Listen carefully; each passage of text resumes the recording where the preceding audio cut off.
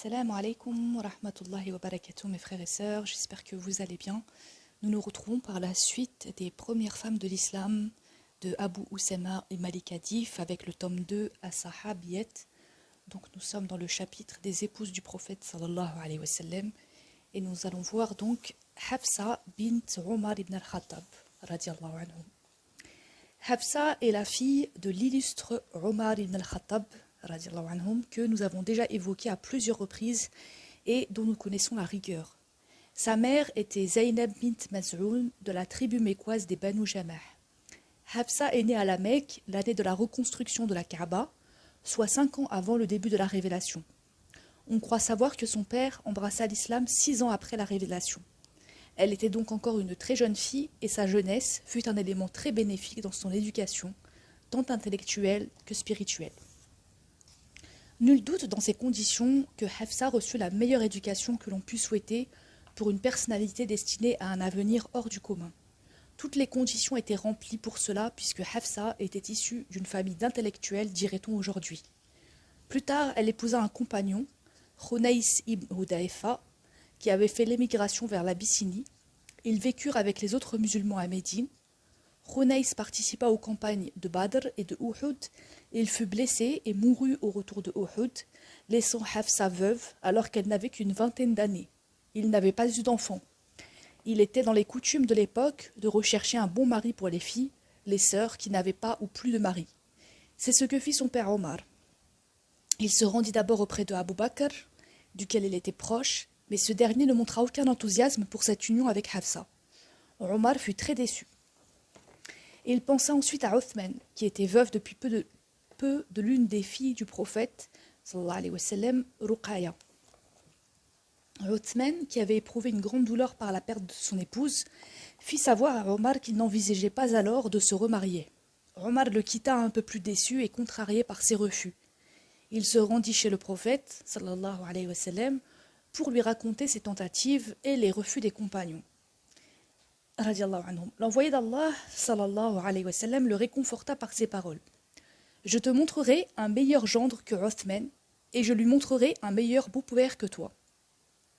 Omar ne comprit pas aussitôt le sens de ces paroles, mais il repartit un peu apaisé.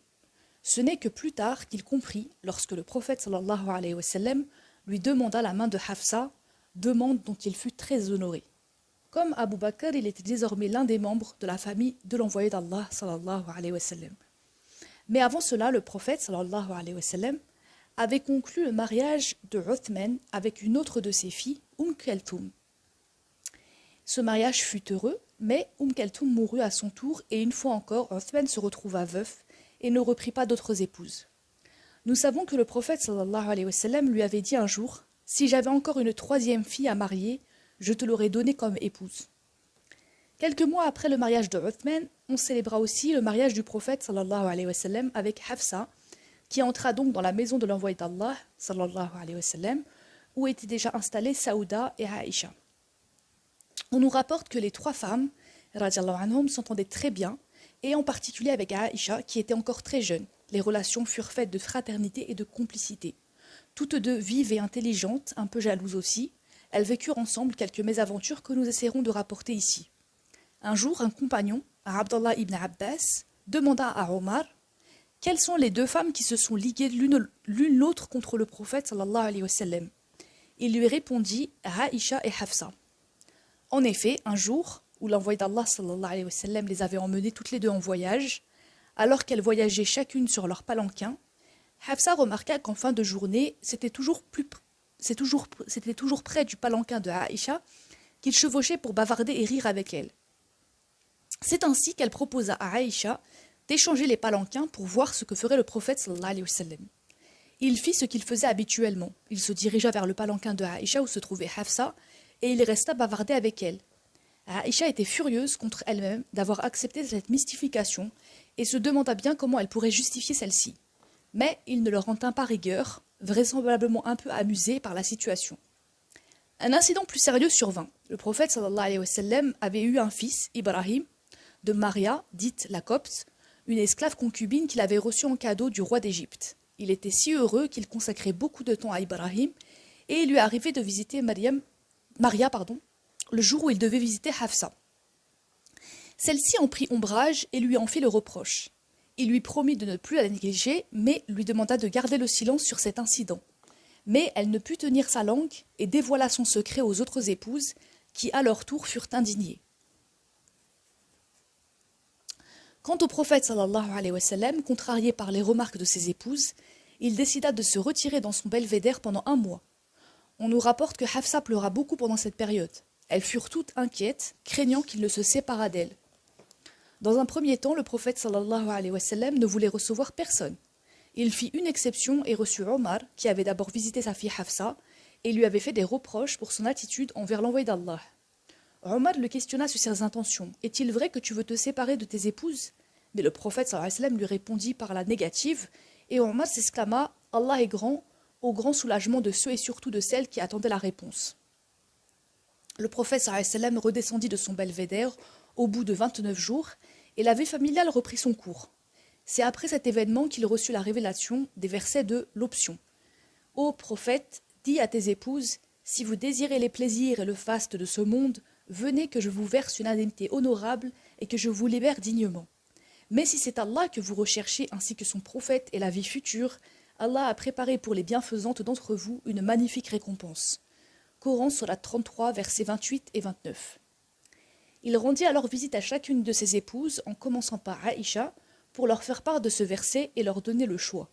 Nous savons que chacune des épouses répondit « Je choisis Allah et son envoyé, même dans la pauvreté. » Car, ne l'oublions pas, les musulmans de cette époque vivaient tous dans la pauvreté jusqu'après la conquête de Khaybar en l'an 6 de l'Hégire. On nous rapporte un autre incident dont les suites sont un enseignement pour les musulmans. Un jour, Omar constata que son épouse lui répondait alors qu'il n'était pas habituel de le faire pour les femmes de la Mecque. Par contre, les femmes de Médine le faisaient sans gêne aucune. Il lui en fit le reproche et elle lui rétorqua que le prophète sallallahu alayhi wa sallam acceptait bien que ses propres épouses lui disent ce qu'elles pensaient. Il se rendit chez sa fille Hafsa qui lui confirma ce qu'avait dit sa mère.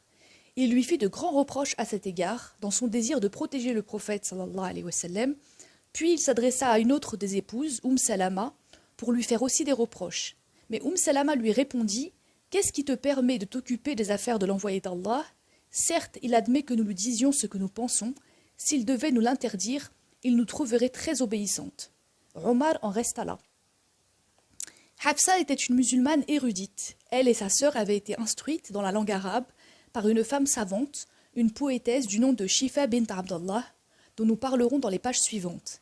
Elle faisait autorité en matière de jurisprudence et rapporta, après la disparition du prophète sallallahu alayhi wa sallam, un bon nombre de hadiths, une 60aine dit-on.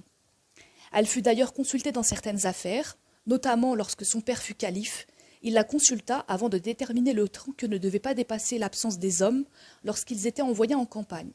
La question était de savoir combien de temps les femmes pouvaient généralement supporter l'absence de leur mari. Hafsa répondit 4 ou 6 mois. Enfin, rappelons que Hafsa est celle à qui fut confiée la conservation des feuilles constituant l'ensemble du Coran jusqu'à ce que la compilation ait pu être effectuée en totalité et que le texte du Coran fut recensé tel qu'il est parvenu à ce jour.